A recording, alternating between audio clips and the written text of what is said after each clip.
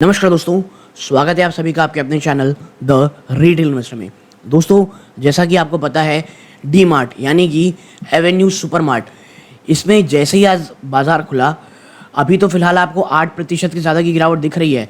लेकिन मैं आपको जब इसका लो दिखाऊंगा ना आज का, वो बहुत ज़्यादा खौफनाक दिखेगा। देखिए, आज लो इसने कितना बनाया, 4139 रुपीज़ का, यानी ऑलमोस्ट 9 to 10% के बीच की आपको इस स्टॉक ने एक भयंकर गिरावट दिखाई है दोस्तों।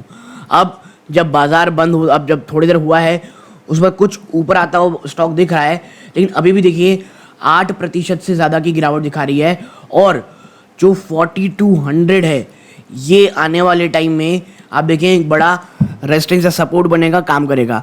अभी तो बहुत शुरुआती समय, देखिए 9:24 का समय है, लेकिन आज जब बाजार बंद होगा ना, उस समय तक हमको ये देखना है कि क्या एवेन्यू सुपरमार्ट 4200 के ऊपर जाता है।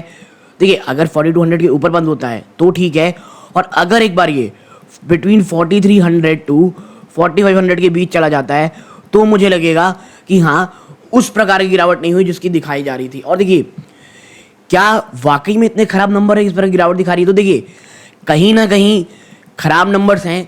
और अगर आप पुराने व्यूअर्स हैं, आपको पता होगा, मैं हमेशा कहता हूँ, नंबर्स अच्छे या खराब उतने प्रॉब्लम नहीं रहते हैं।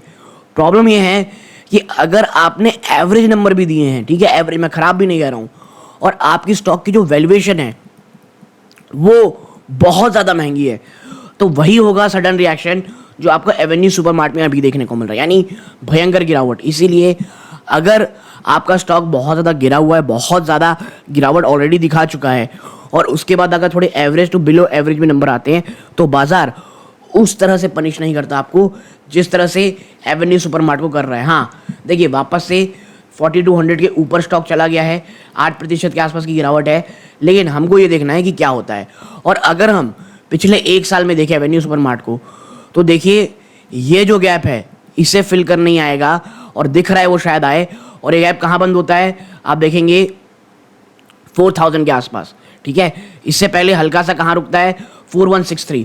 तो एवेन्यू सुपरमार्ट के लिए बता दूं, जो पहला सपोर्ट दिखेगा आपको 4150 से लेकर के 4163 के आसपास, और अगर ये टूटता है तो बता दूं आपको 4000 आपको स्टॉक आराम से जाता हुआ दिखाई देगा।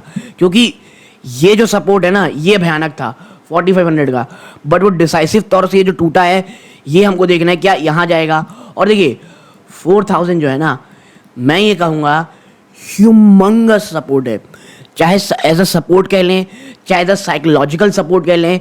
डी मार्ट उसी प्रकार का स्टॉक है। और देखें आप यहाँ पर तो जी दिख रहा है। अब देखिए, बाजार वापस से 2-3 मिनट के अंदर 42-13 के आसपास आता हुआ दिखाई दे रहा है।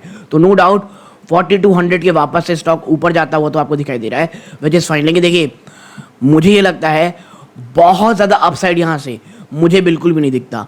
और अगर हम देखें क्या वाकई ख़राब नंबर से, तो देखिए, आपको ना पहले क्वार्टरली नंबर दिखाता हूँ।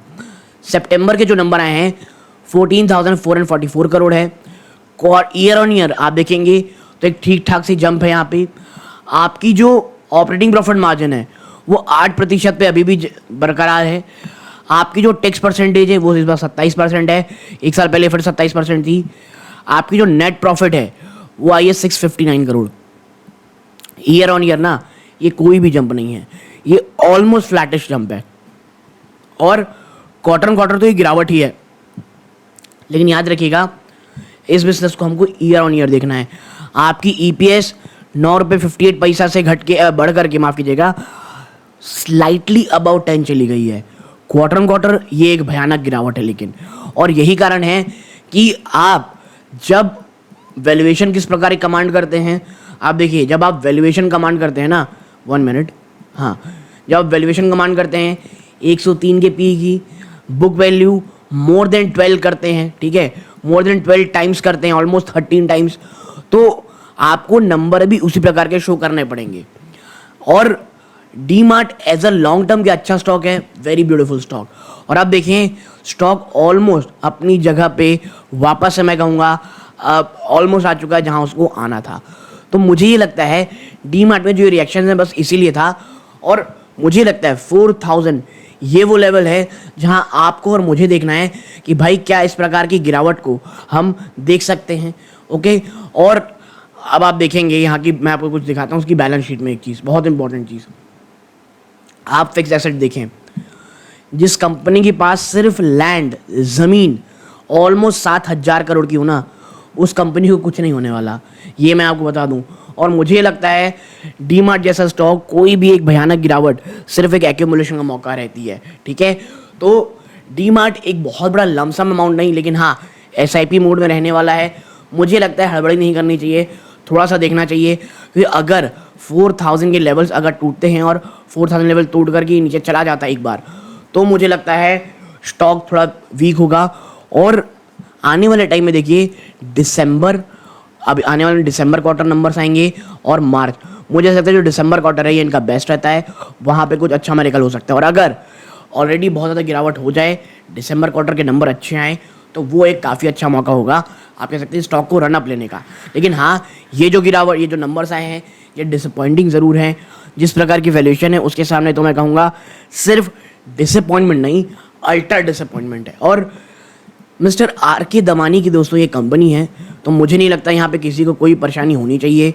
आप देखें 74.64% की स्टेक है कंपनी के मिस्टर आर के दमानी के पास, और यहाँ पर FIIs मोर देन 9% मार्च के बाद जून क्वार्टर में इन्होंने बढ़ाया है। ठीक है, DIs ने थोड़ी बहुत आप कह सकते हैं किया, बेचा है। पब्लिक के पास बहुत कम माल है, और मैं इसीलिए कहता हूँ जब FIDs में बहुत ज़्यादा पैसा हो ना, तभी आपका स्टॉक इतना रनअप दिखाता है। और भाई साहब ये कितना रनअप दिखा चुका है, इसमें चर्चा करने की ज़रूरत तो नहीं है। तो ये जो गिरावट है ये क्यों हुई, कैसे हुई, आपको समझ में आई होगी। वीडियो अच्छी लगी हो लाइक करके चैनल सब्सक्राइब जरूर कीजिएगा। ये सूर्यकांत है, जय हिंद।